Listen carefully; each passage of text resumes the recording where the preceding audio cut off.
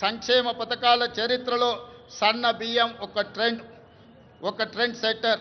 తెలంగాణలో 3 కోట్ల మంది సన్న బియ్యం పథకం ద్వారా లబ్ధి పొందుతున్నారు.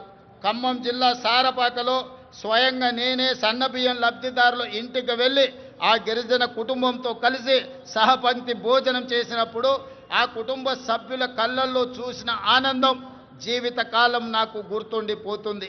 ఎందుకంటే ఒకనాడు రేషన్ షాపుల్లో ఇచ్చే దొడ్డు బియ్యం మిల్లర్ల మాఫియా లేకపోతే దళారుల మాఫియా చేతుల్లో ఆనాడు వాళ్ళ చేతుల్లో ఉండే.